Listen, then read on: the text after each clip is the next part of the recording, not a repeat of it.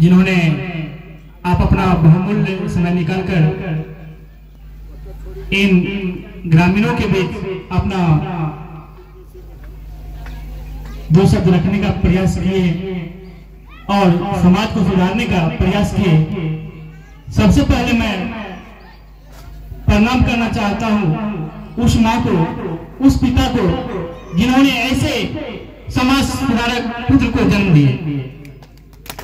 शायद ऐसे पुत्र हर एक मोहल्ले में, हर एक गांव में, हर एक प्रखंड में अगर एक एक पैदा ले लेते तो शायद हमारे पंचायत में, हमारे गांव में, हमारे समाज में आज नशा नहीं चलता। इन्होंने बताए हैं कि मेरा घर पलासी है, पलासी प्रखंड पड़ता है।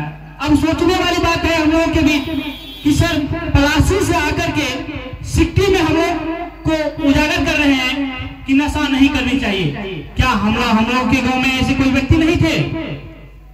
ये हम लोग की खुद सोचने की बात है।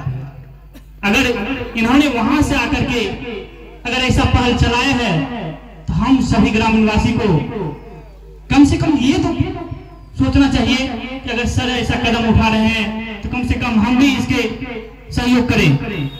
जहां तक बात है थाना पदाधिकारी, तो वो हमेशा ये कहते हैं कि अगर आप उसको रोक नहीं सकते हैं तो कम से कम गुप्त सूचना तो दे सकते हैं। अगर गुप्त सूचना मिलती है तो उनका नाम भी उजागर नहीं होता है और उनको बेचने पर रोक लगाया जाता है। लेकिन हमारे समाज के ऐसे भी व्यक्ति हैं जो ये भी करने से डरते हैं। वो इसलिए डरते हैं, वो कहते हैं कि अगर ये बेचना बंद कर देंगे तो राजस्व में इनका घाटा हो जाएगा, इनका घर परिवार कैसे चलेगा। कम से कम ये तो सोचिए कि जो नहीं बेचते हैं, जो मजदूरी करते हैं, उसका तो घर परिवार चलता है ना।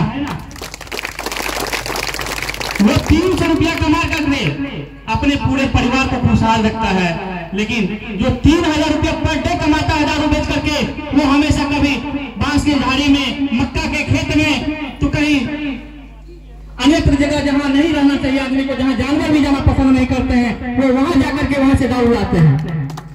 उनसे तो बेटर वो मजदूर हैं जिन्होंने 400 रुपया 300 रुपया में किसी का मजदूरी करके अपने परिवार का घर चला रहा है।